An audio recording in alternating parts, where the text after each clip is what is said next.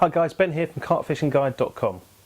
Today I just want to talk to you a little bit about pop-up rigs and why I want to use them.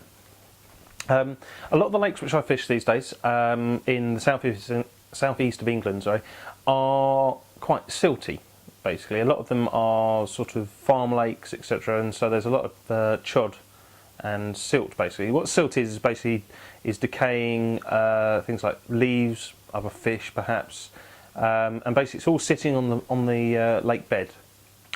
Now, what happens with this silt is basically it's rich in natural foods for carp, but by throwing out a bottom bait, what can sometimes happen is that the next fish that comes along just sweeps off with the tail or anything like that, just sweeps over it, and then basically what you'll find is your bottom bait is sitting there underneath a decaying bit of leaf, etc., and it's going to be very hard for the carp to try and find, especially if you're using something like a visual attracting bait, you know, something that's got like a white tip or anything like that.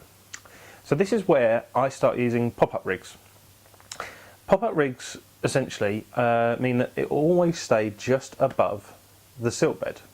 Even if a fish comes along and wafts its tail straight over your bait, it will sit up and fly back down and then sit just nicely above the silt again. Obviously it's not a guaranteed effect, you know, for whatever reason you may end up with a leaf just blowing over to it, or, you know, some sort of matter going over the top of it, but 99% of the time you'll find that your rig is fishing perfectly every single time. To test this out, I actually looked, what I did, I've got a quite handy thing called, it's a bucket with a perspex bottom. So I've cast out into the margin and basically put my bucket into the margins, and so I could see my rig, and then with my hand just sort of wafted all this silt around, and what happened, the pop-up rig would slightly rise and then drop back down and perfectly lay back down again. Now how you do this, it's not as simple as just sort of throwing out a pop-up rig and hoping that it sort of sits perfectly, blah blah. You've got to test it out yourself in the margins. My favourite rig is like the D rig. Now, to find out how to make that rig, if you go to my website www.carpfishingguide.com and click on the rig section, the D rig will be in there.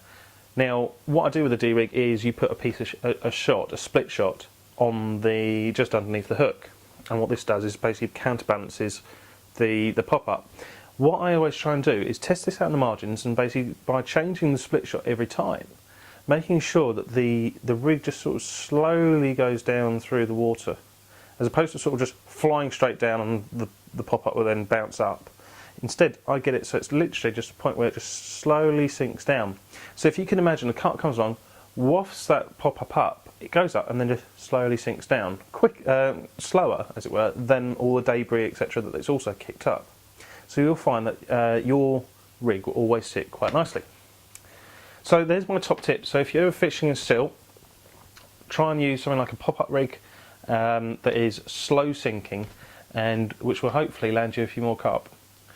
So I hope you enjoyed this video. If you want more information, tips, tricks, etc., go to my website www.carpfishingguide.com, and while you're there, don't forget to check out my free ebook on my 20 top tips to help stop you blanking. Until next time, tight lines.